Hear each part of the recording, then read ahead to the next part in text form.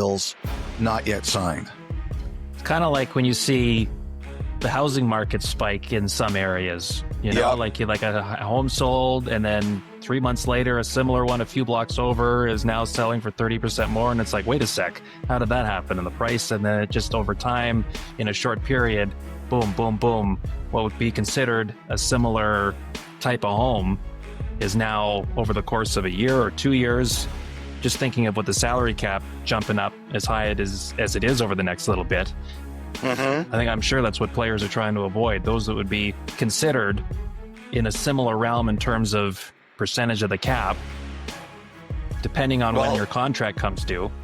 100%. And like I told you, if you're a player, you hate being on, or you're an agent, you hate being on that list of, these are the best deals. Like, right. That's right. It's like, I'm not knocking the list. I mean, hey, it's content, but I heard that there's not a lot of players or agents who really are thrilled when their name is on that list. Because they look at that as a loss. Yep. It is a big game of winning and losing. You're right. You are right. So anything else on that front? You know what? I wanted to talk about the Jets for a second. They got Velarde done and they got Sandberg done. And they're still waiting on Lowry and they're still waiting on Connor. I think the other thing I should mention here is, the new CBA kicks in September 15th of next year, 2026. There has been some talk about when some of the new rules are going to kick in. Like, for example, at the announcement between the league and the Players Association that they'd agreed in principle on the new deal, they'd said that there was the possibility that some of the new draft rules in terms of how long teams keep players they draft could come in next season before the actual CBA kicks in. Apparently, the league and the Players Association have been talking about some of the other things too. And I would be surprised if things like the term limits or the changes in bonuses come in early. But it's been talked about. I would be surprised if the players would agree to that. But at the very least, it's been discussed. Like this Jackson Blake deal that just got done, it's got deferred money. That's going away. They did that with Seth Jarvis. They did that with Jacob Slavin. That's going away. It's supposed to go away September 15th, 2026. Is there any chance it comes in earlier? Like I said, it's been discussed, but if I was one of the players, I would say, why would we bring it in any earlier than we could? As I mentioned with the Jets, the Sandberg one is really interesting. First of all, someone I know saw, I guess, Kevin Cheveldayoff late night negotiating in the lobby of the hotel that they stay at for arbitration, and said, he said he saw them late Tuesday night and it was done early Wednesday morning. So I think that was the only one of all the cases this year where the team and the agent actually went to Toronto for the hearing. I don't think any other one, like even the Nick Robertson one, which was settled Saturday, I don't think everybody traveled to get there. So that was the only one, and that's how close it got. I thought that one was really interesting because I had a gentleman's bet with an executive in the NHL that Sandberg wouldn't go over $6 million AAV, and he's just under. But the point I made, so I lost the bet, but the thing I told him is that for the 2 UFA years of the deal, he's at 6.5. The RFA year is 4 and a bit, but Dylan said, and that's one, like that goes back to what we were just talking about, is that this is a player. He had 20 points last year. I think 75% of them were at even strength. He had 20 points last year, but he's a really good player. And there aren't a lot of defensemen like him. And if he keeps going, there's no doubt in my mind he could be a $7 million player or more. And I think that's a perfect example of what we're dealing with here. If it's so hard for the Jets and the player to find long-term agreement on a player like Sandberg, I think it shows you the challenge here. But the really interesting thing about that was what one of the players said to me. And that was, we'll see what happens with Lowry and Connor, but this Jets group of players, like Velarde just signed 2, like they really believe in themselves. And not only do they really believe in themselves, but they really like each other as a group. Like they jokingly kind of call themselves, like Scheifele's known as kind of the hockey nerd. The rest of them, I think, kind of are like that too. Like they're just really a group of guys that really like hockey and really like playing as a team. And it sounds like, the one thing that the Jets have going their way as an organization right now is they have a group of players who really like each other and really like competing together. Now, you still got to sign them all, and we'll see what happens with the other ones, but it's obvious to me from what I heard about the signings of Velarde and Sandberg is that as a team, it's a group of guys that really like being around each other, which is very important.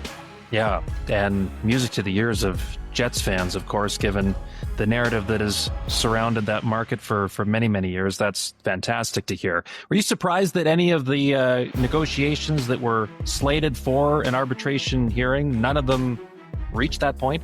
I think it was the first time in 4 years, right? Something like that. I think the first time since 2021. The only reason I'd say no is just because of what happened last year with Swayman. That process, it played a major part in sending the Bruins season into an iceberg, right? And so I could see a lot of teams looking at that and saying, we're just going to avoid that like the plague. We want no part of that. So I'm not surprised, no. Okay. How about any surprise on the vote amongst the teams to continue a decentralized draft? We've made our feelings on this program on how we feel about all that, but it's going to remain that way next year. Well, it was closer. When they originally voted to decentralize it the first time, it was 26-6. I understand this time the vote was 20-12. So we just have to keep moving the line. Right, Kyle? We just yes. 6 more next year have to hate it. I'm going to sabotage it next season so we can get 6 more to change their minds. Yeah, and more technical and get glitches. Back here. I really thought, as you knew, because of how Bettman was like openly ripping the GMs about this, I really thought it was going to change. I was actually surprised he gave them the vote. I really was. It's obvious to me that these teams that voted to keep it the way it is, they value the secrecy. It really, from what I understand, it was all about secrecy. There's a guy, Mark Yannetti, who runs the draft for the Kings, and he gave a quote, and I can't remember where I saw it, but he gave a quote where he said, I was able to look up injury reports and not worry about someone looking over my shoulder.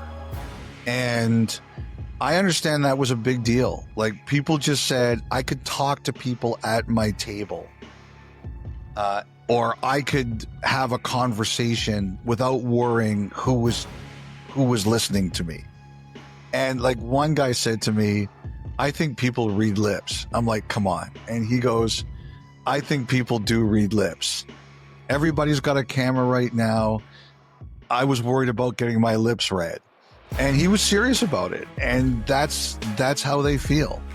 And they also do feel that if you streamline the broadcast, it will be better. And I have no doubt that that is something they're going to do for next season. But the vote was closer, so it only gives me 10 months from now to figure out how can I make it so that 6 more people flip next year for next year's vote. Well, do you think that's going to be a thing, like a yearly check-in of, okay, how do we feel about it? Do we want to keep... I don't know. Like, I'll tell you this, Kyle, the privacy thing is very real. And yeah, I can see that. Like, it didn't save them any money. They still had to fly in all their scouts from everywhere. They still had to put them up in hotels. And they realized it didn't save them any money. But for the people who voted to keep it the way it was, privacy was from what I understand, the number one thing cited. Okay, well, one of the cool moments of that draft this past year in LA was Roger McQueen going to Anaheim and, of course, helicoptering to Disneyland soon after. And it sounds like he could be taking a helicopter, a plane, something to Providence next year after the last 3 seasons in Brandon of the Western Hockey League. Another CHL player making the jump to Div 1. I think we had to anticipate that this was going to happen once the floodgates opened. Like, if you're an NCAA sports fan, you don't even have to be a hockey fan, a sports fan. If you've seen what the portal has done to NCAA sports at all levels, once it opens up, it becomes an uncontrollable floodgate. You know, if players are unhappy or players are given a better offer, they are going to jump to somewhere where they think they get the better offer. And, you know, like, as a guy who's been a fan of NCAA sports since he was a teenager, basically, it always was so weighted against the players. Like, the players had no power. And finally, it swayed back, and the players are wielding their power to the way that they can, which I can't blame them for because of the way it was for a long time. And I'm never going to fault anybody for trying to cut the best deal for themselves. So, like, there are some players who said no to the NCAA. But there have been others who've gone. And there's only, if you're in the middle of this, no matter what league you're in or what level you're at, there's only one thing you can do. And the thing that you can do is say, you got to look in the mirror every day and say, are we giving players the